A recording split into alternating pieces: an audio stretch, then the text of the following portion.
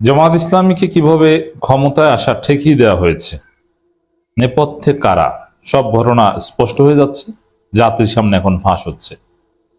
হ্যাঁ, সব রহস্য উন্মোচিত হবে এবং জনগণ বিশ্বাস করবে, বুঝবে যে জামাত ইসলামী পরিকল্পিতভাবে জামাত ইসলামীকে ষড়যন্ত্র করে ঠেকিয়ে দেওয়া হয়েছে। জামাতের বিপুল জনসমর্থন ছিল, জনগণ জামাতকে ভোট দিয়েছে, জনগণ জামাত ইসলামীকে চাইতো। আপনারা দেখেছেন, আমরা দেখেছি, আমি নিজে বাংলাদেশে ভোটের প্রচারণায় মাঠে নেমেছিলাম। জামাতের পক্ষে যে গণজোয়ার, জামাতের পক্ষে যে দৃশ্যমান সমর্থন ছিল, বিএনপির এত ছিল না। সেই জামাতকে ক্ষমতা আসতে দেওয়া হয়নি। জামাতকে যে ক্ষমতা আসতে দেওয়া হবে না, এটা আমিরে জামাত জানতেন, হয়তোবা তাকে তিনি মেনে নিতে বাধ্য হয়েছে। এটা মেটিকুলাস ডিজাইন নির্বাচন ছিল, যে নির্বাচনে জামাতকে পরিকল্পিতভাবে বিরোধী দল দেওয়া হয়েছে এবং এই ডিজাইনের পার্ট জামাত, এটা আমি স্বীকার করি এবং বলি। কিন্তু জামাতের হাত পা বাঁধা। বরং জামাত যদি এটার পার্ট না হতো তাহলে হয়তো আরো ডিজাস্টার হতো। আর হয়তোবা এইসব মেটিকুলাস ডিজাইন না মেনে আর একটা বিপ্লবের ডাক দিলে হয়তো আরো ভালো কিছু হতো, দ্যাটস ডিফারেন্ট ডিসকাশন। কিন্তু এটা দিবালোকের স্পষ্ট হয়ে যাচ্ছে, এই ইউনূস সরকার, ইউনূসের উপদেষ্টারা, অধিকাংশ উপদেষ্টারা মিলে ঠান্ডা মাথায় জামাতের ক্ষমতায় আসা ঠেকিয়ে দিয়েছে। জামাতকে ক্ষমতায় আসতে দেয়নি কারা? কারা বিএনপির পক্ষে রেজাল্ট ইঞ্জিনিয়ারিং করেছে? Bharat, America, deep state, media, BNP, Awami League, doctor Yunus সরকার। ডক্টর ইউনূস নিজেই জড়িত, নাম্বার ওয়ান। সেই লন্ডন বৈঠক তারেক রহমানের সাথে ওই দিনই ইউনূস সিদ্ধান্ত নিয়েছিলেন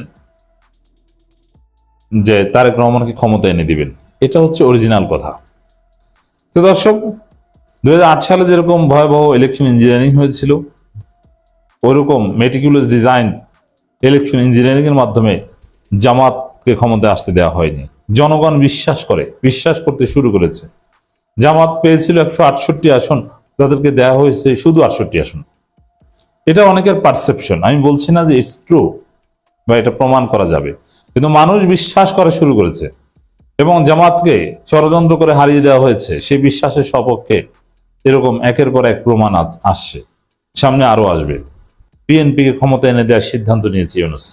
তবে বিএনপি জামাত কিছু চুক্তি করিয়ে দিয়েছে, তোমরা মিলেমিশে থাকবা ইত্যাদি ইত্যাদি, কিন্তু সেই চুক্তিও থাকবে না।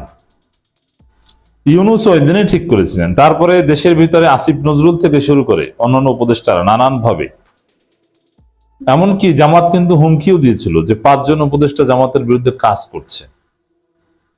জামাতের কাছে তাদের গোপন অডিও ছিল, প্রকাশ করার হুমকি দিয়েছিল, প্রকাশ করতে পারেনি। এটা জামাতের অসহায়ত্ব। জামাতকে বৃহত্তর সমঝোতা মেনে নিতে হয়েছে।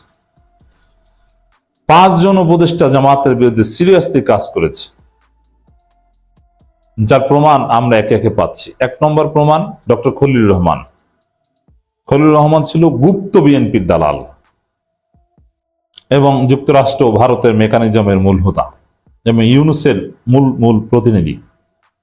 কিভাবে জামাতকে বোকা বানানো হয়েছে? সালেউদ্দিন আহমেদ, ওয়াহিদুদ্দিন মাহমুদ, আসিফ নজরুল, রিজওয়ানা হাসান, এই লোকগুলো জামাত ইসলামীর ক্ষমতা আসা ঠেকিয়েছে। এরা এখন স্বীকার করছে। রিজওয়ানা হাসান একটা সাক্ষাৎকার ফাঁস হয়েছে, সেখানে তিনি স্পষ্টভাবে বলছেন, এখানে কেউ ভিন্ন ব্যাখ্যা দেওয়ার চেষ্টা করছেন, আমি আসছি সেদিকে। জনগণের স্পষ্ট, রিজওয়ানা হাসানের সাবেক উপদেষ্টা রিজওয়ানা হাসানের বক্তব্য থেকে স্পষ্ট, আই রিপিট, রিজওয়ানা হাসানের বিরুদ্ধে হাদি হত্যায় জড়িত থাকার অভিযোগ রয়েছে। ওসমান হাদি হত্যায় রিজওয়ানা হাসান জড়িত থেকে থাকতে পারে, হোয়াটএভার, এটা ধারণা অনেকের।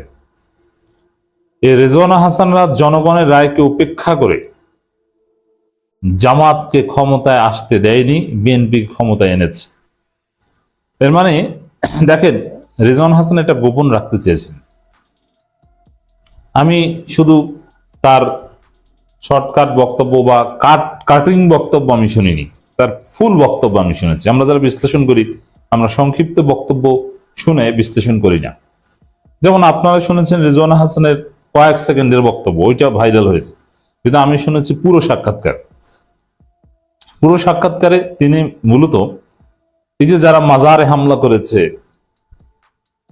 অথবা এই কবর থেকে লাশ উঠিয়ে পুড়িয়ে দিয়েছে এরকম কিছু উগ্রবাদী আছে তাদের বিরুদ্ধে বলেছেন, তাদেরকে মেইন স্ট্রিম হতে দেয়নি, তাদের বিরুদ্ধে ব্যবস্থা নিয়েছে, জঙ্গিদের বিরুদ্ধে ব্যবস্থা নিয়েছে, এগুলো বুঝাতে চেয়েছেন, জামাতেরটা এড়িয়ে যেতে চেয়েছেন। কিন্তু যখন সাংবাদিক পেঁচিয়ে ধরলো তখন রেজওয়ানা হাসানের রহস্য ফাঁস হয়ে গেল। সাংবাদিক প্রশ্ন ছুড়ে দিয়েছেন, তাহলে সেই শক্তির একটা পার্ট, মানে ওই যারা মাজারে হামলা করেছে জঙ্গি উগ্রবাদী তাদেরই একটা পার্ট হচ্ছে জামাত ইসলামী, এটা ছিল সাংবাদিকের প্রশ্ন। এখন এটা নেগেট করে নাই রিজওয়ানা হাসান, তিনি বলছেন হ্যাঁ তারা বিরোধী দলে গেলেও আমরা তাদের মেইন স্ট্রিম হতে দেইনি, এর মানে ক্ষমতা আসতে দেইনি। যে তারা তো বিরোধী দলে গেছে, ক্ষমতায় তো আসতে পারেনি, ক্ষমতা আসে তো আমরা ঠেকিয়ে দিতে পেরেছি। এর মানে জামাত ইসলামীকে ওই উগ্রবাদী ওই গোষ্ঠীর অন্তর্ভুক্ত মনে করেন এবং জামাত ইসলামীকে নারী বিদ্বেষী মনে করেন রেজওয়ানা হাসান, এবং এটা মনে করে জামাতকে পরিকল্পিতভাবে মেইন স্ট্রিম হতে দেয়নি, ক্ষমতা আসতে দেয়নি। তাহলে দর্শক, জামাতকে ক্ষমতা আসে কিভাবে ঠেকিয়েছে দিবালোকের ন্যায় স্পষ্ট হয়ে গেছে। কারা আমি তো নাম বললাম, Rizwana Hasan was one of them.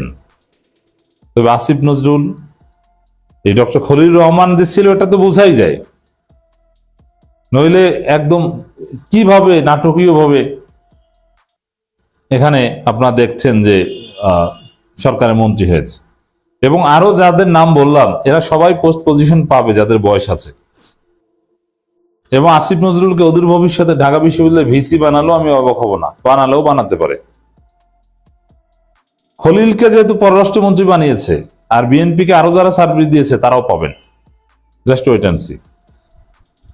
তবে জামাতকে এভাবে হারিয়ে দেওয়া হবে, জামাত নিজেরা এতটা বুঝতে পারেনি, কিছুটা জামাত টের পেয়েছিল এবং মেনে নিতে বাধ্য হয়েছিল, কিন্তু এতটা বুঝতে পারেনি। তবে জামাত এবার বুঝছে তাদের দৌড় কত দূর, এবং আমিরে জামাত স্পষ্ট করেছেন যে 6 সম্মিলিত শক্তি আমাদেরকে হারিয়ে দিয়েছে, 6 শক্তির সম্মিলিত দৌড় কত দূর এটা আমরা এবার বুঝতে পেরেছি। আগামীতে খেলা হবে আমরা আশা করি। ডক্টর ইউনূসের নেতৃত্বাধীন অন্তর্বর্তীকালীন সরকারের 2 উপদেষ্টা সৈয়দা রিজওয়ানা হাসান এবং ডক্টর খলিলুর রহমান, যিনি বর্তমানে পররাষ্ট্রমন্ত্রী, এই 2 জনের বিরুদ্ধে জামাত ইসলামী রাজনীতিতে তোলপাড় সৃষ্টি করে দিয়েছে। দর্শক, জামাত তাদের পক্ষে রাজ সাক্ষী খুঁজে পেয়েছে, অতএব রাজনীতিতে এটা নিয়ে জামাত এখন খেলবে। এক কথায় যদি বলি জামাত কি ঘটিয়েছে, অবাক হবেন শুনলে। এই ভাষা ব্যবহার করেনি, কিন্তু জামাত যা বলেছে তার অর্থ এটাই যে রিজওয়ানা হাসান এবং খলিলুর রহমানকে গ্রেপ্তার করা হোক। রানিং মন্ত্রীকে কার্যত একটু ঘুরিয়ে পেঁচিয়ে হলো গ্রেপ্তারের দাবি জানিয়েছে জামাত। শালা কোন লেভেলে চলে গেছে এবার বুঝছেন? জামাত বলেছে এরা 2 জন মির্জাফর, এবং রিজওয়ানা হাসান রাজ সাক্ষী স্বীকার করেছেন কিভাবে ইলেকশন ইঞ্জিনিয়ারিং করে জামাতকে হারিয়ে দিয়েছে, এবং তাদেরকে জিজ্ঞাসাবাদের দাবি করেছে যে তাদেরকে জিজ্ঞাসাবাদ করা উচিত যে তারা কিভাবে ইলেকশন ইঞ্জিনিয়ারিং করেছে এবং তাদের সাথে কারা কারা জড়িত ছিল, কোন প্রক্রিয়া তারা ইলেকশন ইঞ্জিনিয়ারিং করেছে। যদিও মজার বিষয় দাবিটা করেছে সরকারের কাছে, কারণ এই সরকার নিজেরাই তো এর সাথে জড়িত, তারা কি এটা জিজ্ঞাসাবাদ করবে বা করলেও কি সঠিক কিছু বের হবে? না, এটা জিজ্ঞাসাবাদ করবে বা গ্রেপ্তার করবে এজন্য না, এটা রাজনৈতিক খেলা। কারণ বিএনপি সরকারের কাছে দাবি করে তো লাভ নেই। এমন যদি হতো যে ইউনূস সরকার ক্ষমতায়, এই 2 জন উপদেষ্টা পদে নাই, তাহলে একটা প্রশ্ন ছিল, অথবা অন্য কোনো সরকার এসেছে। অতএব বিএনপি কারচুপির বিচার করবে, এটা তো অসম্ভব। বাংলাদেশ এত ভালো কি বিএনপি? তাহলে এটার তাৎপর্য কি? এই যে কার্যত গ্রেপ্তারের দাবি করেছে, এটা নিয়ে জামাত বিএনপিকে আচ্ছা মতো ধোলাই দিবে। সংসদের বাইরে বিএনপিকে অনেক ভুগতে হবে, এই কলঙ্ক বিএনপিকে বয়ে চলতে হবে যে তারা ইলেকশন ইঞ্জিনিয়ারিং করে ক্ষমতা এসেছে, তার প্রমাণ জামাতের হাতে আছে। এবং যারা ইঞ্জিনিয়ারিং করেছে এতে কি হবে? এতে জামাতের অনেক কিছু মানতে বাধ্য হবে বিএনপি। এটা নিয়ে বিএনপির সাথে জামাত নেগোসিয়েশন করবে যে এটা দাও, নইলে কিন্তু এই কিভাবে কারচুপি করেছে এটা নিয়ে তোলপাড় সৃষ্টি করবে। জামাত পারফেক্ট সংবাদ সম্মেলন করেছে। এই যে খলিলুর রহমান এবং রেজওয়ান হাসানকে কার্যত ঘুরিয়ে পেঁচিয়ে গ্রেপ্তারের দাবি করেছেন, এটি অসাধারণ রাজনীতি, এটি তাদের সর্বোচ্চ পর্যায়ের রাজনীতি। তো দর্শক, শুধু এটা না, এই ডেপুটি স্পিকার পদ নেয়া, সংবিধান সংস্কার পরিষদের সদস্য হিসেবে শপথ নেওয়া থেকে শুরু করে নানান বিষয় নিয়ে জামাত মুখ খুলেছে। ডাক্তার সৈয়দ আব্দুল্লাহ মোহাম্মদ তাহের সংবাদ সম্মেলন করেছে। এক কথায় বিএনপি তো কার্যত লেজিটিমেসি ক্রাইসিসে ভুগবে। এটা নিয়ে অন্তর্বর্তী সরকারের দুই উপদেষ্টা বাংলার নতুন মির্জাফর। জামাত বলেছে আমরা রাজসাক্ষী পেয়েছি, তিনি হচ্ছেন সৈয়দা রেজওয়ানা হাসান। রেজওয়ানা হাসান যতই এটা ধামাচাপা দেওয়ার চেষ্টা করুক, কোনো লাভ নাই, পারবে না। তো দর্শক, অন্তর্বর্তী সরকারের দুই উপদেষ্টা বাংলার নতুন মির্জাফর। ত্রয়োদশ জাতীয় সংসদ নির্বাচন সুষ্ঠু হয়নি দাবি করে সাবেক অন্তর্বর্তী সরকারের দুই উপদেষ্টাকে বাংলার নতুন মির্জাফর আখ্যা দিয়েছে জামাত ইসলামী। দলটির নায়েবে আমির সৈয়দ আব্দুল্লাহ মোহাম্মদ তাহের এক সংবাদ সম্মেলনে এই মন্তব্য করেন। এখানে এটার একটা তাৎপর্য হচ্ছে, হয় বিএনপিকে জামাতের পা ধরে দেশ চালাতে হবে, নইলে জামাতের উপর ফেসিবাদী স্টাইলে নির্যাতন করতে হবে, নইলে ক্ষমতা ছেড়ে চলে যেতে হবে। আর ফেসিবাদী স্টাইলে নির্যাতন করলে বিএনপি গণঅভ্যুত্থানে পতন হবে, এবং সেটা 1.5 বছরের মধ্যে, 2028 সালের এপ্রিলের মধ্যে। এখানে আওয়ামী লীগ এসেই ঘটনা ঘটিয়ে দেবে।